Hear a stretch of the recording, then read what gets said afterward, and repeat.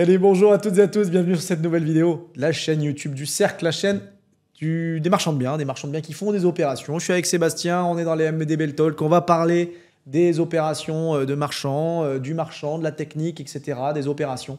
On a plein de vidéos sur cette thématique et dans notre playlist. Salut Sébastien, aujourd'hui je voudrais qu'on parle un peu, alors pas que de marchands de biens, en tout cas des opérations court terme, mais qu'on parle un petit peu du locatif, de l'évolution qu'il y a eu un peu dans l'écosystème de l'immobilier. Et avec une première question déjà, c'est pourquoi le locatif, il avait tant le vent en poupe, je dirais, des années 14-15, 2014-2015, jusqu'aux années 2020-2021, et pourquoi c'est plus le cas aujourd'hui? Déjà, bonjour à tous. Je pense que le locatif a toujours bien marché, que les Français aiment l'immobilier et le locatif. Ils aiment la pierre. C'est ça, donc je pense que fondamentalement, le locatif est toujours un rêve français. On veut sa résidence principale, on voudrait 1 ou 2 logements. Souvent, on veut dans les villes où nos enfants iraient soi-disant faire leurs études. Ouais. Mais c'est très français ça. Donc voilà, je pense que globalement, l'immobilier en France fonctionne bien. C'est d'ailleurs pour ça que c'est un actif qui est très stable en termes de prix, je pense.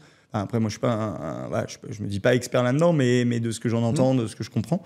Et en fait, je pense qu'il y a l'avènement d'Internet qui est arrivé, les formations, les différents formateurs qui sont arrivés en locatif, qui ont défini des stratégies marketant du cash flow, de la liberté financière. Je vous invite là-dessus à aller voir les vidéos de Vendeur de Vérité sur sa chaîne YouTube qui vous éclaireront le mieux possible. Alors que vous ayez envie d'aller dans des formations ou pas, c'est autre chose, mais il est là-dessus, je pense, le meilleur pour vous donner en tout cas son point de vue et une vraie vérité, et après vous pourrez choisir. Et donc en fait voilà, il y a eu l'avènement de tout ça, de la liberté, le fait que la nouvelle génération veut être indépendante, veut un peu de lifestyle, pas comme nos parents, enfin en tout cas moi c'était pas ça, c'était non, de toute façon on travaille, on voulait un locatif plutôt pour sécuriser la retraite. Là c'était pour très vite arrêter de travailler, ouais. Et voilà. Et ensuite il y a eu le Covid qui a encore accéléré ça, c'est-à-dire que les gens se retrouvaient chez eux, sont dit mais moi ce que je veux c'est rester chez moi, en fait j'en ai marre d'aller au boulot, j'en ai marre d'être dans les bouchons, donc je pense que tout ça mis bout à bout, et attention, j'ai oublié le plus important, les taux d'intérêt très bas et les financements des banques faciles, c'est-à-dire que c'est pas que les taux bas, parce que on avait du 110%. L'argent pas cher du tout et plus d'argent qu'il en fallait. Mais ça, et du coup, tu mettais pas d'apport, tu avais un taux bas, du coup un cash flow positif, du coup des techniques qui sont arrivées pour encore plus, tu vois, tout ce qui est coloc, LCD, etc., qui sont arrivées booster ces rendements-là et qui ont amené des cash flows vraiment bons. Ça existe clairement, ouais, ça existe très bien, très clairement. Voilà, et il y a eu plein de stratégies par différents formateurs qui ont été mis, qui ont fait que ça a donné ça a libéralisé un peu le goût à l'immobilier locatif, ouais. En tout cas pour ceux qui étaient sur ces typologies de réseaux. Et voilà, et je pense qu'il y a toujours les anciennes méthodes, bon, ouais. Père de famille et tout, et aussi tous ceux qui étaient un peu curieux, qui avaient envie de changer de vie, qui se sont mis là-dedans, et ça, de fil en aiguille, ça a vraiment boosté le truc, avec de très grosses réussites, je pense, en toute honnêteté, et à l'inverse, aussi de grosses catastrophes. Donc, des déçus. Des déçus et des grosses catastrophes. Oui, des catastrophes, c'est vrai. Je suis désolé, moi aujourd'hui, je vais parler un peu de mon cas, mais j'ai du locatif en immobilier résidentiel et en immobilier d'activité. Aucun problème sur l'immobilier d'activité, emplacement numéro 1, etc. Sur mon immobilier résidentiel, j'ai différentes choses. J'ai des choses qui sont full rénovées, j'avais des immeubles qui sont achetés qui étaient déjà en place, etc. Mais j'ai toujours des trucs à faire, j'ai toujours de l'argent à sortir. Et globalement, sur le papier, j'étais cash flow positif. À terme, au bout de 5-6 ans, je ne suis plus en cash flow positif. Je suis à l'équilibre. Je suis même en cash flow négatif quand il y a des problématiques. J'ai la chance où j'ai mis les choses en place pour, en tout cas, pour ne pas avoir de défaut de paiement. J'en ai pas eu.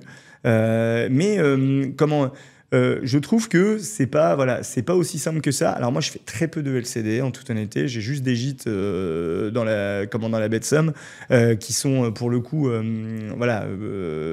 cette fois en courte durée, et du coup qui sont très rentables, mais très ciblés. C'est un produit très ciblé pour les voyageurs, etc. Dans un endroit très touristique, donc j'ai envie de dire zéro risque.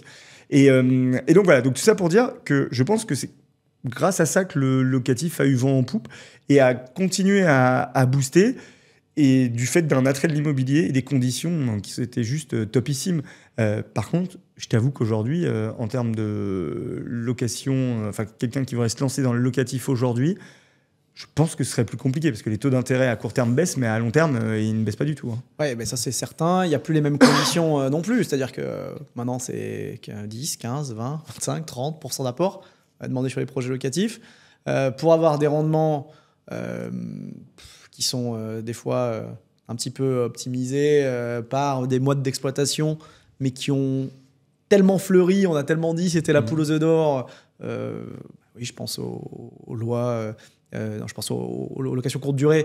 Donc, il y avait beaucoup de monde qui y allait. Donc, il y a eu des fois des villes, un surmarché là-dessus, enfin une suroffre et pas assez de demande pour la maintenir. Il y a des réglementations très fortes en vigueur maintenant et de plus en plus, les nouvelles lois. La TVA, la fin de l'amortissement sur le point de la TVA, il y a des discussions sur le budget de loi de finances. Les lois anti-Airbnb où les villes peuvent décider ou mettre en place des choses. Dans les copropriétés, elles peuvent interdire la location courte durée. Enfin, il y a plein de choses qui ont fait que ce type de mode d'exploitation c'est un peu moins bon. Et puis quand on repasse sur des exploitations plus en mode bon père de famille, que ce soit du meublé ou du vide à l'année, bon, la fiscalité en plus elle est pas facile. Donc quand on a investi en nom propre, ça réduit un peu, c'est vrai, l'attrait pour l'immobilier locatif au sens large. Même si les Français adorent la pierre. Voilà, mais parce qu'en fait, je pense qu'il y a deux types de personnes. Tu as ceux qui veulent en vivre et tu as ceux qui cherchent ça comme un outil de défisc et patrimonial et de diversification d'actifs. Ouais, bien sûr. C'est différent en fait, c'est pas la même stratégie. Les deux se valent. Mais le côté je veux en vivre très vite en investissement rapidement, quitte à... il y avait plein de techniques pour les prêts, revendre des biens, réinvestir. Voilà, il y avait plein de choses qui ont été faites. Ça, c'est quand même compliqué. Maintenant, ça semble peu réalisable. Alors, encore une fois, il y a toujours les exceptions. Il y a toujours des exceptions, toujours. Mais c'est très compliqué. Il y en a qui y arrivent encore. Mais quand je vois le niveau de taux d'intérêt d'aujourd'hui, choper un cash flow positif sur plus que 3-4 ans, ça va être très compliqué. Je veux dire, après, les outils financiers te permettent quand même d'aller générer une trésorerie positive au début. Oui. La question, c'est est-ce que tu restes avec ton bien, est-ce que tu le revends, est-ce que tu prends le risque d'être requalifié en marchand de biens? Parce que c'est ça, en fait, la vérité, c'est de dire, j'ai une plus-value, je vais chercher une plus-value, comment je vais la chercher derrière? Et j'ai l'impression, malheureusement, qu'aujourd'hui, entre les RP déguisés et les investissements locatifs déguisés, les gens se cachent à faire du marchand de biens déguisé sans c'est vrai. Ils en faisaient déjà parce qu'on se disait on va vendre sur des taux de capi ou des taux de rendement à des acheteurs qui vont devenir investisseurs. Finalement, c'était un peu des opérations d'arbitrage immobilier, mais plus ou moins de marchand parce que c'était un peu des fois prémédité, où il y avait le coût de la RP. En tout cas, c'était des choses qui étaient pratiquées, faites, et c'était différent d'aujourd'hui, je pense. Et il y avait un autre point, c'est aussi les capacités à revendre. Donc c'est un peu un mindset aussi différent du marchand de biens qui cherche à revendre très vite, donc il faut qu'il identifie son acheteur, etc.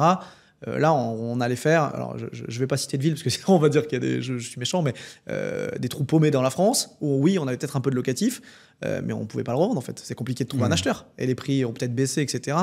Et donc, le cash flow, des fois, moi j'ai vu des investisseurs qui avaient fait du cash flow sur leur locatif, mais qui à la revente faisaient presque une moins-value. Et du coup, en fait, il y avait que dalle. Alors que des investisseurs plus patrimoniaux qui auraient investi sur des appartements, je sais pas, on va dire aller à Paris ou en région parisienne, on parlait beaucoup de ça, où il n'y a pas de rendement, etc. Sauf que les prix avaient quand même considérablement augmenté.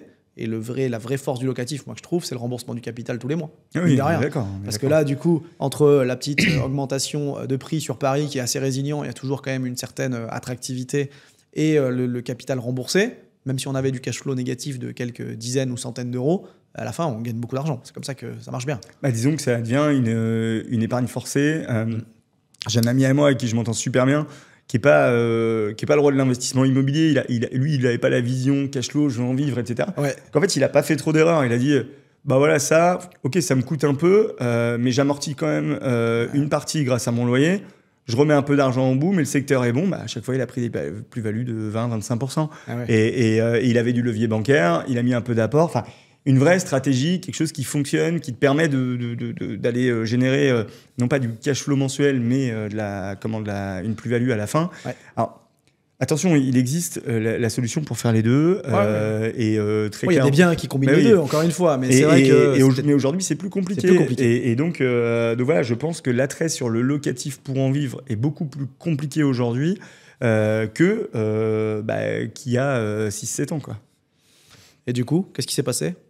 Les gens, ils se sont dit, pourquoi pas faire du marchand de biens maintenant? Je pense que du coup, les mêmes personnes qui voulaient en vivre en immobilier locatif sont passées en marchand.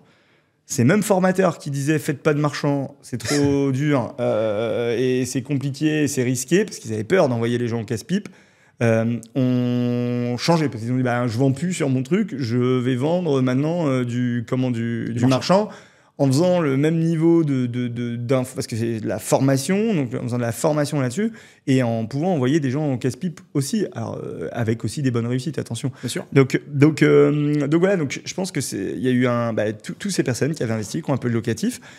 Pour certains qui en vivent, donc c'est cool en fait. Et là, pour le coup, je pense que c'est des bons profils, parce que quand ceux qui avaient bien réussi, ça leur permet, et on en a beaucoup des profils comme ça dans le cercle, ça leur permet d'avoir des revenus, quoi qu'il arrive, mensuels, et de se dire j'ai le temps de développer mon autre activité. C'est vrai. Alors, à l'inverse, quelqu'un qui est full immobilier locatif a souvent des mauvais réflexes, va réfléchir taux de rendement, cash flow, et va être un très mauvais vendeur derrière pour d'autres investisseurs, parce qu'il va se dire mais non, mais le mec il peut pas en vivre. Oui, mais le mec c'est pas ce qu'il veut en fait. Ton persona, l'identification de ton persona n'est pas du tout la même chose, parce que comme tu disais tout à l'heure, en locatif, on se pose pas la question de comment on va le revendre derrière. C'est-à-dire qu'on se dit nous on investit, etc.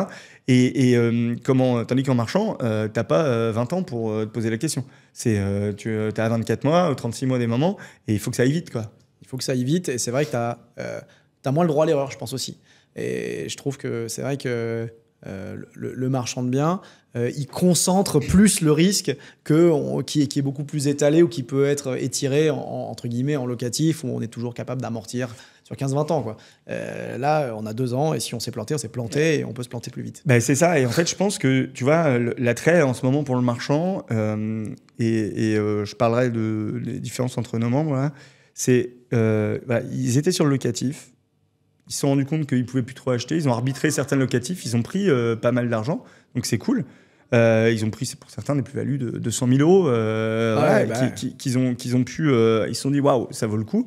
Cette somme-là, ils l'ont réinjectée en marchand, mais attention, parce que c'est plus le même métier, c'est pas les mêmes contraintes, tu fais pas les choses de la même manière, tu as certaines obligations, tu prends pas ton petit artisan qui va te planter et qui va mettre 6 mois de plus. Enfin, c'est plus du tout la même mécanique. Et pour en revenir à ce que je disais au début, très clairement, aujourd'hui, ceux qui réussissent le mieux en marchand de biens ne sont pas ceux qui ont réussi en locatif, de base. C'est-à-dire que, il y en a certains, mais si je prends 10 personnes qui ont démarré chez nous, sans ou en ayant fait un investissement locatif, même, je dirais même ceux qui se sont trompés en locatif, vont poser les choses différemment, vont avoir des analyses marché complètement différentes, parce que aller voir une RP pour vendre une RP, c'est pas du tout la même chose qu'un immeuble au rendement. Enfin, ça n'a rien à voir, c'est pas du tout la même approche. Et en fait, ces gens-là ont la capacité de comprendre des marchés différents, là où les gens qui ont fait de l'investissement locatif sont souvent très fermés et ont des barrières qu'ils ont du mal à casser. Ouais, ils sont un peu formatés locatifs, et comme plein l'ont été, comme je pense, je fais partie de cela. Je l'ai fait, parce qu'en fait, on n'imagine pas qu'il y a des gens qui voient l'immobilier différemment, en fait, un petit peu, plus comme une nécessité, le coup de cœur, etc., qu'on n'a pas dans le locatif classique, parce que il faut du cash, il faut du rendement, c'est des chiffres et c'est des maths. Alors qu'il y a quand même, dans le côté de marchand de biens, de créer des lieux de vie, de créer d'autres types de produits pour d'autres personnalités. Donc ça, je pense que c'est vrai. Aujourd'hui, ça peut desservir les gens d'être trop mindset locatif et de passer en marchand. Ouais, c'est ça. Et moi, je me souviens au début du cercle, mon premier rôle, c'était de vous casser vos codes de locatif. Je sais pas si tu te souviens, au début, je parlais que de ça. Non, mais arrêtez de réfléchir locatif. C'est pas du tout la cible. Des mecs qui veulent des immeubles à 10 ou 15% de rendement, il y en a plein. Et moi, aujourd'hui, quand je détecte une opération, quelle qu'elle soit, est-ce que je la fais en locatif, est-ce que je la fais en marchand? Toi, ça, c'est des questions que souvent on se pose dans le cercle, on en parle souvent. Mais en fait, j'en sais rien. Déjà, je vais regarder. Moi, j'ai ma cible en locatif. Tu vois, c'est soit des immeubles de rendement dans des villes patrimoniales avec des secteurs premium. Et là, j'y vais parce que même si c'est à cash flow à l'équilibre et je mets de l'apport, mais dans ma stratégie en fin d'année, je décide de consolider des fonds propres pour ça. Donc, et là, je me dis, je vais aller sur tel type d'immeuble et j'ai une plus-value latente déjà identifiée à l'achat et au moins un cash flow à l'équilibre. Excusez-moi. Et derrière, sinon, c'est que des locaux d'activité avec des choses qu'on a montées. Parce qu'en fait, dans les locaux d'activité, l'objectif, c'est de détecter le terrain, trouver un preneur. Et en fait, tu amènes de la valeur en mettant en relation un preneur et un endroit. Et moi, en plus, quand j'arrive à le construire, c'est encore mieux parce que j'amène même la valeur sur la construction. Donc voilà. Donc ça, moi, c'est des opérations que je fais en locatif. Pourquoi ? Parce qu'ils ont pour moi une très grosse valeur patrimoniale. Ouais. Et je sais que dans 10 ans, 15 ans, même s'il y avait un retournement de marché, il ne serait pas sur ce typologie de biens. C'est-à-dire que ces biens-là seront toujours liquides. Okay ? Par contre, je n'irai pas sur un bien illiquide à le garder en marchand. Tu vois, d'ailleurs, même en marchand, je n'achèterais pas un bien illiquide. Ouais, c'est ça. Par contre, un bien illiquide, en marchand, tu peux le rendre liquide. Oui, c'est vrai. Et là, comment amène la plus-value, la création de valeur. Comment tu vois le projet différemment, comment tu vas changer sa destination, comment tu vas le découper pour le rendre à des petites tailles, comment tu vas répondre à la demande du marché en fait. Ouais. Et là tu peux rendre un bien liquide, mais par contre qui était à cash flow négatif de base. Oui, parce que justement tu peux pas le conserver parce que tu sais que sinon tous les ans tu as un cash flow négatif dessus et c'est OK. Et il y a des marchands aussi qui se lancent en marchand avec le côté locatif, qui n'iraient pas sur certains secteurs trop chers, parce qu'on n'a jamais réellement de rendement sur des secteurs hyper chers au mètre carré, et en fait qui se ferment des opportunités. Alors que des opérations de marchands, je vais reciter Paris ou des grandes villes, il y a des opérations de marchands, je ne vais pas dire à tous les coins de rue, mais c'est presque les secteurs où il y a beaucoup d'opérations de marchands de biens aussi par des professionnels. Quoi. Il y a des très très gros coûts qui se font à Paris, juste en prenant un bien qu'ils vont acheter 15 000 du mètre, ils vont mettre 4 000 € du mètre carré de travaux, un truc qui pour nous paraît, mais c'est pas possible, on va pas aller mettre 4 000 € de travaux. Mais si, parce que le persona qui veut ça, il va te l'acheter 23 ou 24 000 € du mètre. Et il s'en fout, en fait, il veut juste cet endroit, il veut la qualité qui soit au rendez-vous, et c'est OK. Encore une fois, comment tu identifies ton marché et comment tu transformes ton produit sur un bien, encore une fois, qui peut être patrimonial, mais bon, à ces niveaux-là, c'est plutôt... C'est pas une personne. C'est des grosses foncières ou SCPI. C'est ça, ou alors des très grosses familles qui, eux, vont le garder parce qu'ils vont l'emplacement, ils vont le garder pendant 10, 20 ans. C'est une réserve de valeur pour eux qui ne bougera pas. Exactement, c'est une diversification d'actifs. Mais pour tout investisseur, c'est pas possible. Ouais. Et donc, voilà. Donc, pour moi, les gens sont venus sur le métier de marchand en pensant que c'était comme le locatif. Ils s'y frottent, ils se rendent compte que c'est pas exactement ça. Ils patientent, ils vont sur des opérations plus petites. On les a eu beaucoup en concurrence. Je ne sais pas si tu te rappelles, avant le changement de marché, avant que là les taux augmentent et tout, c'était nos concurrents. Ils devenaient tous marchands de biens. On les avait, aucune stratégie. Ils achetaient au prix, ils se lançaient dans des travaux, ils se lançaient dans des 400, 500 000 € de travaux sans même être épaulés, en n'ayant jamais fait de travaux. On va pas parler des affaires qu'il y a eu sur ceux qui ont accepté de mettre des partenariats avec ce fameux entrepreneur, je ne vais pas citer le nom, mais alors que nous, on a toujours refusé d'aller mettre ce mec-là dans un modèle économique. Et ces mêmes personnes étaient nos concurrents sur des biens. Ouais. Très clairement, on savait qu'ils pouvaient pas... Leur bilan... Enfin, il y a un truc qu'il faut comprendre, c'est que quand tu es en concurrence avec un mec qui veut faire du locatif, ton bilan, c'est pas le même. Donc là, c'est OK, il peut faire une offre différente et tout. Quand tu es en concurrence avec un marchand de biens, on a tous les mêmes bilans. Ouais, on a tous les mêmes bilans, ça je suis d'accord. Où est-ce qu'on prend le risque ? Ouais. C'est tout. Ouais. Et il y en a, ils prennent le risque sur des travaux, ils vont se lancer dans 400 000 € ou 500 000, 1 million de travaux, sans aucune compétence, sans être accompagné. Et en se disant, je vais faire confiance à une entreprise à qui je vais filer 30% d'apport. Non, mais ça me rend dingue. C'est pas possible de se lancer là-dedans. Moi, je sais que c'est ma cible, les biens avec beaucoup de travaux. Pourquoi ? Parce qu'on a une société de maîtrise d'œuvre, c'est ma formation de base. Ouais. Comment j'ai pas peur d'y aller, je vais savoir m'entourer et réagir en cas de problème. Mais voilà, les marchands qu'on a aujourd'hui en face de nous regardent le bilan, se forcent à ce que le bien y passe. Et en fait, ne se disent pas, faut laisser le marché faire et il faut rentrer dans une négociation. Après, que le meilleur gagne dans la négo, c'est OK. Qui va amener les bonnes conditions suspensives, qui va rassurer le client.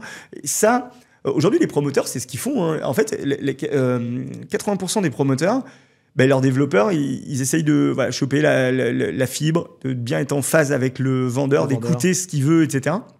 Et ensuite, ils gagnent le terrain. Mais globalement, ils ont tous le même prix que les autres. Ou sinon, il y a les autres techniques, c'est que tu commences à aller plus cher, puis après tu réexpliques, tu viens négocier, tu redescends. Bon, ça, c'est pas nos méthodes. Ou alors, moi, je dis des fois, dans les opérations de marchand, c'est pour ça que j'aime bien voir quand le deal, je l'ai pas eu.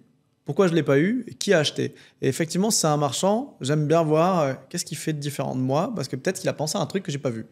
Dans la promotion, je pense que c'est peut-être un peu moins le cas, parce que bon, bah, en fait, une fois que tu as un terrain, tu as une surface, une emprise au sol, une surface à développer, puis entre guillemets, terminé. Bah après, non, tu as la mairie qui va te guider, quelles sont tes relations avec la mairie, avec les bailleurs, si tu vends. Enfin voilà, comment tu trouves l'outil de sortie? Pour moi, c'est vraiment un métier de création de valeur qui va trouver la bonne idée et va se mettre en relation avec le client. Comme nous, en fait. Mais pour autant, du coup, ils sont pas en concurrence parce qu'ils ont tous les mêmes bilans. Après, c'est comment tu trouves la même idée. Mais ils vont pas dire, mon coût de construction, il était à 1006, je le mets à 1002. Enfin, ça, c'est pas possible, en fait. Il y en a qui l'ont fait. Mais voilà, ça, c'est pas possible. Hormis de faire de la course en avant et ensuite certains dépôts de bilan qu'on voit en ce moment viennent de là. C'est-à-dire que les gens ont décidé de dire, ils avaient des objectifs, faut faire du chiffre, on décide de taper dans le bilan. Et en fait, les gens qui sont arrivés du locatif, qui sont arrivés dans le marchand, se sont dit, il faut que je fasse du fric. Et ils ont décidé de dire comment je vais gratter là, comment je vais gratter là. Alors je dis pas que moi je suis pas le premier à dire comment j'optimise là, mais que je maîtrise le risque. Ah oui, mais toujours en face de ça, c'est quoi le risque? C'est à chaque fois ça. Donc on peut enlever. Moi j'ai vu des gens qui se lançaient, qui prenaient pas les RC, les RC Pro, des gens qui faisaient des travail sur le gros œuvre et qui prenaient pas de DO. Bah ouais, ça coûte 4000 balles. Ben oui, donc forcément ça impute ton bilan et tu veux 20 points de marge en bas ou 15 ou peu importe pour que ça fasse plaisir à ton financeur ou quoi. Et puis tu enlèves quelques frais pour que finalement ça passe au lieu de baisser le prix d'achat ou d'essayer de travailler ailleurs, quoi. Et ça, je pense que ça risque potentiellement justement d'avoir envoyé des gens là-dessus et d'aller là-dessus. Je pense qu'on a une concurrence, mais c'est vrai que j'ai l'impression qu'elle est en train de passer un peu. Non, alors, comme je disais, avant le Covid, on avait ça. Enfin, pas avant le Covid, avant le retournement de marché. Ouais. Et aujourd'hui, c'est autre chose. C'est-à-dire que c'était 2021, c'était à peu près ça. Il y a eu 2022-2023. Je pense que c'est une phase où les gens se sont rendus compte que c'était compliqué. C'est une phase de purge. Ouais, c'est ça, exactement. Et je pense que 2024 aussi, un peu. Et là, en ce moment, je sais pas, moi, la concurrence que je ressens, c'est les gens qui bloquent les biens. C'est-à-dire qu'ils mettent des clauses de pré-commercialisation, ils tentent, ça marche pas. Ils bloquent des biens, ils ont pas. Enfin, en fait, ils font pas de vraie analyse avant. Ils bloquent des biens sur ce qu'ils pensent, ils testent. Ça marche pas, il recule. Et en fait, je dis pas qu'il faut pas le faire, je dis pas que je l'ai pas déjà fait. Je dis juste que c'est leur seule et unique stratégie. Pourquoi? Parce qu'encore une fois, ils savent pas se dire scénario 1, scénario 2, scénario 3. Et surtout, ils veulent avoir une croissance comme ça. Ouais. En étant dans le sud, ils vont dans le nord. En étant dans le nord, ils vont dans l'est. Alors ok, tu peux, mais c'est quoi tes méthodes? Parce que sinon, qu'est-ce que tu vas faire? Tu vas te planter. Et ces gars-là, ils ont souvent levé des fonds avec des stratégies diverses et variées, YouTube, LinkedIn, etc. Ils lèvent des fonds. Ils ont des acteurs à côté d'eux qui leur disent on a la capacité, on y va. Ils signent sans condition. Puis après, ils disent attaque-moi. De toute façon, tu ne reverras jamais ton argent. Moi, ça, c'est des trucs. Pour moi, c'est à cause de ça que le métier de marchand de biens a eu mauvaise réputation, enfin a mauvaise réputation. Il y a toujours. A toujours mauvaise réputation. La volonté de plusieurs acteurs dans le métier, c'est de professionnaliser l'approche, de la rendre plus claire, de la vulgariser. Mais ça reste un métier qui est très technique. Et ça, à un moment, il n'y a pas le choix. Et en fait, je vois énormément d'acteurs arriver qui, parce qu'ils ont été bouffés ou faire des apéros IMO ou je sais pas comment ça s'appelle, dans divers trucs, ils ont mangé avec 3 marchands, ils ont bu une bouteille de vin, ils ont refait le monde toute la nuit, se dire go, j'y vais. Et en fait, on les a en face de nous, et en fait, ils décrédibilisent le marché. Et ça j'en suis persuadé. Et encore une fois, je pense qu'il faut laisser le temps. Le marché, il n'est pas là de repartir comme ça dans les années à venir. Aujourd'hui, c'est un marché où on fait des affaires. On fait des bonnes affaires. Ah ouais, carrément. Je dirais plus facilement presque qu'il y a 3-4 ans. C'est plus dur de vendre, mais les affaires sont meilleures pour moi. Et en plus, on est obligé d'aller sur des stratégies plus complexes. Ça limite notre concurrence quand même. Exactement, on a moins de monde et les gens sont plus enclins à nous écouter en phase de négo. Et donc, tous les gens qui se lancent pour devenir pseudo marchand de biens, faut les laisser avancer. Le temps fera le temps, fera les choses. Ouais. Et le marché se régulera, comme tout le temps. Bien sûr. Je pense qu'il y a encore pas mal d'opérations qui sont plus ou moins plantées, mais pas encore reconnues comme étant plantées, quoi. Parce que c'est toujours ce qu'on dit à la fin du bal qu'on paie les musiciens. Mais tant qu'ils n'ont pas vendu à perte ou qu'ils sont qu'ils n'ont pas accepté de baisser, ou ils ont changé un peu de stratégie, ils ont changé différentes choses, mais qu'ils n'ont pas acté les pertes. Il y a encore des produits qui passent. Là, je regardais un peu, j'ai vu des biens aux enchères qui partent. J'ai compris par rapport aux banques qui saisissaient que c'était des opérations de marchands et ce qui avait été fait. Et je pense qu'ils sont un peu au début. Il y a des organismes de crowdfunding ou de financement participatif qui montrent aussi des signes de faiblesse. Il y en a qui arrêtent les collectes, les analyses, parce qu'ils ont trop de projets en retard. Et je pense que sur cette partie-là, c'est pas encore arrivé. Donc je pense que fin 2024 et tout 2025, il va y avoir encore une purge. Et il risque d'y avoir des liquidations de boîtes, je pense, par rapport à ça. Ouais, d'arrêt d'activité. Les gens qui vont dire j'arrête. J'avais voulu le faire, mais c'est mort. Ouais, c'est ça, parce que les gens ils vont avoir perdu des fonds. Enfin, moi, j'ai des opérations auxquelles j'ai perdu de l'argent. Voilà, si on rebondit pas, si on se dit pas pourquoi, qu'est-ce qui s'est passé, en fait, tout ce que je dis depuis le début, moi, c'est 10 ans d'expérience, hein, c'est tout. On sait pas, j'ai pas appris ça dans les livres. Donc en fait, c'est juste de se dire, voilà, comment j'apprends de mes erreurs. Comment je professionnalise l'approche, comment je continue à le faire, être en amélioration continue tout le temps, et de pas se dire, allez, go, j'y vais. Enfin, tu peux, mais entoure-toi au moins d'un marchand de biens expérimenté avec toi. Je vais pas citer de nom là, mais y a des gens qui sont très bien, qui accompagnent des jeunes marchands, qui s'associent avec eux, et qui leur donnent leur donnent leur expérience, etc. Passez au moins par ça. Ne croyez pas à tout ce qu'on vous dit dans des soirées, dans des machins, en disant tout est beau, tout est rose. Vous allez vous retrouver avec des complications, et ces gens-là, quand vous allez les appeler, eux, ils auront peut-être autre chose à faire. Ils seront pas disponibles, et là, vous serez tout seul dans la galère, quoi. Ouais, je suis bien d'accord. C'est vrai que j'ai un peu de mal aussi. Je l'ouvre pas tous les jours, mais l'Instagram avec des pubs pour le vanter, le marchand de biens facile, les 100 000 euros de marge facile ou 200 000. La technique miracle. La technique miracle, la solution miracle. On est toujours à le dire. En fait, ce qui peut être gênant, c'est qu'on n'a pas la réponse. Nous, quand on discute, on n'a pas la réponse parce qu'il n'y en a pas en fait. En fait, c'est le process, c'est le process qui aide et pas la technique. Exactement. Et surtout, en fait, ça va nous permettre de nous adapter plutôt que d'avoir une technique. On sait que ça marche pas avec une seule façon de faire. Parce que si on sort de ce cadre-là et de cette façon de faire, on serait complètement coincé. Alors qu'on trouve des solutions et on voit que c'est bien plus complexe que ça. Et que pour s'adapter dans un marché qui change et qui évolue, il faut être capable d'en faire plus. Très clair. Merci pour ces réponses. Donc, vous l'avez compris, le locatif, en tout cas, tu l'as dit. Le locatif, c'est pas non plus à opposer au marchand, parce que tu l'as dit. Je réfléchis toujours locatif et marchand.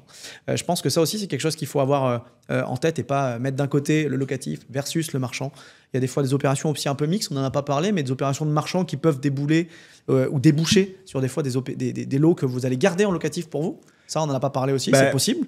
En fait, je pense qu'il y a deux choses. Je pense qu'il y a l'opération complète que tu fais en locatif qui s'amortit, etc. Ouais, tout locatif, tout marchand et peut-être un mixte des deux. Qui se fait soit par une substitution au début, soit par une marge qui reste et que tu gardes dans l'actif de ta boîte. Ça te permet d'avoir des revenus complémentaires. Ça te permet d'avoir aussi un capital que tu peux nantir pour aller chercher des lignes de crédit.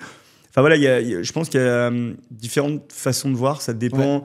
Encore une fois, d'où est-ce que tu en es, c'est quoi ton objectif, parce que c'est pareil, quand tu commences à garder du locatif, comment tu le gères? Les gens souvent font du marchand parce qu'ils en ont marre du locatif. Donc est-ce que tu as du staff en interne qui va te permettre de bien le gérer, ou est-ce que c'est toi encore qui va le faire au détriment de ta boîte de marchand? C'est ça. Voilà, tu peux pas être sur tous les sujets. Il faut juste comprendre que le locatif, pour moi, c'est un métier. Moi, j'ai quelqu'un qui s'en occupe à 50%. Même un peu plus, parce qu'avec la LCD, si je compte, ça fait presque une personne à temps plein. Et en fait, c'est juste un boulot monstrueux, quoi. Donc on s'en rend pas compte. On a l'impression qu'on est sorti du monde de la retraite, du CDI, du salariat. Mais non, on repart dans un nouveau truc. En fait, et en plus, là, c'est tes propres problèmes, hein, c'est pas ceux de ton patron, et avec des risques financiers. Donc voilà, donc il faut comprendre que même quand tu mixes en marchand, tu repars sur un truc avec des problématiques, quoi. Donc, il n'y a pas de solution miracle. Non, il n'y en a pas. Navré de vous le dire. Il faut se poser la question à chaque fois. Et en tout cas, merci pour ces réponses. Je pense que ça éclairera pas mal de personnes. Déjà, n'opposez pas locatif marchand. Les plus grands investisseurs ont toujours une partie d'immobilier locatif. C'est peut-être pas pour rien. Oui, il y a des coûts, on peut appeler ça des coûts, des opérations qu'on va monter, faire du marchand. Faire les deux, ça semble être un bon compromis. Mais il y aura peut-être du focus à mettre plus sur certaines périodes sur du locatif, sur du marchand. Des fois, c'est au début avant de se lancer en marchand. Des fois, c'est l'inverse. Des marchands qui ont commencé fort en marchand et qui font après du locatif. Il y a des biais dans chaque et des problématiques qu'on rencontre. Si on est marchand et qu'on va faire du locatif versus du locatif puis du marchand, on peut avoir des problématiques. En tout cas, il faut être entouré, savoir ce qu'on fait, se former toujours, on en parle toujours. Et puis, je pense, attention aux fausses promesses qui n'engagent que ceux qui les délivrent. Ouais, exactement. Voilà pour cette vidéo sur la chaîne du Cercle. J'espère que ça vous a intéressé. On veut bien votre avis aussi sur locatif. Comment vous organisez? Comment vous gérez votre locatif? Comment vous gérez le marchand? Vous avez commencé par quoi? Pour tous les deux, c'était le locatif plutôt qu'avant le marchand. Ouais, clairement. Locatif en premier avant le marchand. Mais effectivement, on a de plus en plus de profils entrepreneurs qui n'ont pas fait de locatif, comme le disait Sébastien, ou très peu, ou une résidence principale, ou même pas fait d'immobilier du tout, qui se lancent en marchand. Et on trouve que ça fonctionne pas mal. En tout cas, en ce moment, c'est vrai que ça fonctionne pas mal et ils cartonnent bien. Donc, si aussi vous avez ce profil-là, n'hésitez pas. Puis, si vous avez fait du locatif, mais que vous voulez quand même vous lancer en marchand, ça marche aussi avec nous. On pourra le faire. On pourra vous accompagner avec le Cercle. On a fini pour cette vidéo. Vous vous abonnez, vous likez, vous commentez, vous partagez, vous envoyez ça à tous vos amis qui veulent, pourquoi pas, se lancer ou avoir des informations sur l'immobilier. Et puis, on se dit à très bientôt avec Seb pour de nouvelles vidéos. Et puis, si vous avez des sujets de vidéos que vous voulez qu'on aborde ou des invités que vous voudriez qu'on reçoive, vous les mettez dans les commentaires. Et on se fera un plaisir de les voir. À bientôt. Salut. À bientôt. Ciao.